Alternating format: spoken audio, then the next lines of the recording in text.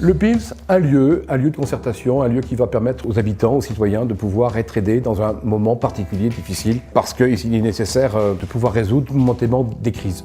Je n'ai pas de regard particulier, si ce n'est que c'est parfois pour rendre fluide la relation entre une entreprise de service public, parce que c'est essentiellement celle-là, et le citoyen. Le regard que je porte, c'est celui de manière générale que l'État porte sur ce dispositif, qui est un dispositif utile.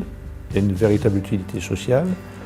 Il y a un public, clairement, qui a besoin d'être informé, a besoin de cette médiation, parce qu'aujourd'hui, on vit dans un monde compliqué. On vit dans un monde compliqué et tout le monde n'est pas armé de la même manière pour faire face à cette complexité. Et donc d'avoir une équipe professionnelle, formée, disponible, qui peut être à l'écoute et sur tous les tracas de la vie quotidienne, jouer ce rôle de médiation extrêmement important, je crois que c'est vraiment une utilité qui a fait ses preuves. Le concept PIMS a un double objectif. D'abord, informer, conseiller le citoyen sur toutes les démarches qui sont liées au service public. En effet, le PIMS est un facilitateur pour des personnes qui éprouvent des difficultés dans l'usage des services publics au quotidien. Le PIMS réalise également des médiations pour le compte des entreprises partenaires. Alors, les agents médiateurs sont au nombre de 9. On a donc 6 agents postés, 3 sortants. Donc au PIMS, j'effectue 2 sortes de missions, la mission de médiation sortante et la mission de médiation postée. Donc en médiation postée, nous recevons les usagers dans nos locaux. Nous allons les écouter dans un premier temps et trouver une solution pour régler leurs problèmes. Au quotidien, nous travaillons sur de la médiation sortante avec le PIMS, notamment sur quelques missions comme de la présence sur le terrain pour prévenir des risques liés à la sécurité et à la fraude, mais également sur des actions et des missions pour accompagner la clientèle des bus sur le réseau lors par exemple de déviations ou de travaux. Moi j'ai eu affaire au PIMS pour faire des courriers. En fin de compte, je viens aussi pour le coefficient de la CAF. Et j'avais besoin de faire photocopier mon CV pour rejoindre la structure du CFP. J'avais besoin d'aller sur un ordinateur, donc voilà, j'ai commencé comme ça. Et comme j'avais des démarches administratives, des fois, ça m'a aidé. Oui, moi c'est pour une facture d'EDF que j'arrivais pas à m'en sortir et avec le PIMS, ça m'a bien aidé. J'étais vraiment contente de leur service. Le PIMS, depuis qu'il est là, il a aidé énormément de gens. Énormément. Puis ça enlève une épine du pied quand même. Ouais. Parce que eux, ils savent comment arranger les choses. Ouais. C'est vrai. Ah si, depuis que ça a été mis en place, le quartier, ça a été une bonne chose. Ça a été une bonne chose que le PIMS s'installe ici. Donc voilà, c'est un service utile aux habitants parce que c'est aussi un point de chute dans le cadre de la maison de service public. Voilà, donc pour moi la médiation sociale et le PIMS, c'est ce rôle de valeur ajoutée aux difficultés rencontrées. Le PIMS a été ouvert au public le 13 décembre 2007. Les locaux du PIMS étaient historiquement situés dans l'ancienne galerie marchande du quartier de Kermoisan jusqu'en juin 2013. Et le 3 juin 2013, le PIMS a intégré la nouvelle maison des services publics du quartier de Kermoisan. Je trouve qu'il est bien là, juste à côté de la mairie. En plus, il est accessible à tout le monde, c'est plutôt pratique. Le PIMS, c'est une structure qui est en réelle évolution. Pour preuve, juste un chiffre, la fréquentation sur l'année par rapport à l'année précédente a progressé de 30%. En traitant pratiquement 12 000 demandes, et 30% c'est 7 500 personnes. Le PIMS de Quimper, sur les 10 dernières années, c'est plus de 46 000 personnes reçues, plus de 70 000 demandes traitées et plus de 33 agents médiateurs accompagnés. Donc pour ça, le PIMS a des partenaires qui sont soit des partenaires publics, soit des partenaires qui sont des structures privées, mais dans une mission de service public. Et des partenaires qui sont extrêmement utiles dans le dispositif, sans qui le PIMS n'existerait pas. Le PIMS de Quimper-Cornouailles a été labellisé MSAP par le préfet du Finistère le 27 novembre 2015 autour de 2 missions essentielles, la facilitation numérique et la facilitation administrative. La labellisation MSAP définit et acte un partenariat fort qui existait déjà avec le PIMS. Donc EDF est un partenaire historique du PIMS de Quimper-Cornouailles. Effectivement, nous étions à l'origine de la création en 2007. Et nous sommes toujours présents. Et en fait, on est vraiment également dans le qualitatif au niveau de la relation client. Ce partenariat a d'ailleurs été réaffirmé cette année, en 2017, puisque le PIMS de Quimper est partenaire d'Engie dans le cadre d'un programme Éco-Geste. C'est un programme qui a été lancé par l'État.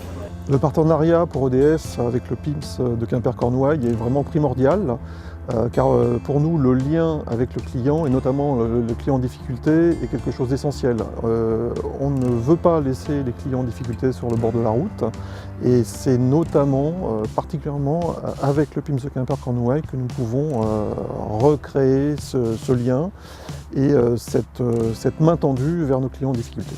Nous étions partenaires à la toute nouvelle MSP de Kermoisan puisque nous y avons tenu une permanence de 2013 à 2016. Le deuxième objectif, c'est de créer de la professionnalisation pour les agents PIMS, leur permettre d'être sur un tremplin d'accès à l'emploi. En effet, le PIMS recrute des personnes au travers des contrats aidés qui sont formées, professionnalisées. On essaye de valoriser cette professionnalisation en les intégrant soit dans une entreprise partenaire ou dans d'autres entreprises en fonction de leur projet professionnel. Et la preuve, c'est l'an dernier par exemple, un agent du PIMS qui maintenant est un de nos agents commerciaux de conduite. C'est la vraie richesse de ce dispositif. Et nos agents médiateurs donc, sont également suivis au niveau du professionnel et de l'insertion et on bénéficie de formations diplômantes selon leur projet professionnel. La stratégie de professionnalisation des agents médiateurs dans les PIMS repose sur la conviction selon laquelle il est plus facile d'accéder à un emploi pérenne lorsqu'on est tout d'abord bien formé et également lorsqu'on est en situation d'emploi. Nous avons donc mis en place une formation sur mesure permettant à nos partenaires d'être à l'aise sur l'accompagnement du site Amélie. Pour que le PIMS fonctionne, il faut que son modèle économique soit équilibré. Et pour ça, il faut que les pouvoirs publics, mais aussi les partenaires, internalisent clairement cette question de la médiation, ce qui est le cas. Mais il faut aussi financer ce modèle économique. Donc EDF, cette année, a accentué son financement du PIMS de Quimper-Cornouailles, notamment à travers le projet PIMS Mobile, qui va permettre d'étendre les compétences et le savoir-faire du PIMS sur l'ensemble du territoire de la Cornouaille. Cela va permettre aussi d'aller au plus près des clients en difficulté directement sur les territoires, notamment ruraux, qui ne sont pas nécessairement desservis par tous les services publics. Et pour que le PIMS de Quimper, qui était au départ sur Quimper et maintenant rayonne déjà sur Quimper-Bretagne occidentale, demain va rayonner sur le bassin de vie de la Cornouaille. Les compétences, de nouvelles compétences vont être confiées au PIMS. On peut prendre un exemple de l'émergence du digital. On voit bien combien il est important que les agents PIMS médiateurs soient en conseil par rapport aux citoyens pour toutes les démarches administratives qui sont de plus en plus dans le digital. Le PIMS, en un mot, je dirais, c'est l'écoute. L'écoute le plus important pour moi. En un mot, essentiel. Eh bien, unité. Essentiel pour ma part, puisque ça participe à la prévention. Accueillant. Performant. Essentiel sur le plan sociétal, bien évidemment. Je dirais efficacité. Pratique. Moi, je dirais proximité. Et essentiel par rapport aux richesses des rencontres avec les acteurs du PIMS. Solidarité, contact. Le mot, pour moi, c'est utile. Voilà. Le PIMS, c'est utile.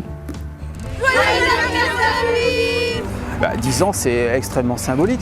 Et puis, c'est aussi rendre hommage à tous les citoyens qui ont besoin du PIMS et qui rendent visite au PIMS dans la maison du service au public. Donc, c'est les associés parce que c'est eux qui sont au cœur du dispositif. Et bien sûr, ce PIMS, et ces 10 ans, c'est aussi l'occasion de célébrer et de remercier l'ensemble des partenaires, sans qui le PIMS n'existerait pas. D'abord, je veux souhaiter bon anniversaire au PIMS et à ses équipes. Donc, c'est un souhait de continuer. Et bien que ce partenariat demeure pérenne, car toutes ces actions de médiation qui sont menées nous permettent d'être au quotidien au plus proche de nos clients, mais également de répondre au mieux à leurs attentes. Qui trouve sa place dans un modèle économique pérenne? Bon anniversaire au PIMS, on sait pouvoir compter sur vous. Donc que vous viviez encore un peu et que vous puissiez nous accompagner le temps qu'il faut. Qui fasse l'unanimité au niveau des usagers. Je crois que c'est le cas aujourd'hui. Il y a une forte fréquentation, les gens sont satisfaits. Donc cette transition du numérique aussi, le PIMS, dans les années qui viennent, il va la faire. Joyeux anniversaire PIMS! Moi, ce que je souhaite, c'est que les équipes, avec leur dynamisme, continuent à se réinventer en permanence. Voilà. Eh bien, joyeux anniversaire au PIMS de Quimper. Très bon anniversaire, le PIMS. Bon, alors, joyeux anniversaire au PIMS, déjà 10 ans. J'espère encore 10 ans. Alors. Bon anniversaire le PIMS! Bon anniversaire le PIMS! Bon anniversaire! Longue vie au PIMS et un joyeux anniversaire. Joyeux anniversaire le PIMS. Joyeux anniversaire le PIMS. Le PIMS, joyeux anniversaire. Joyeux anniversaire le PIMS. Joyeux anniversaire le PIMS.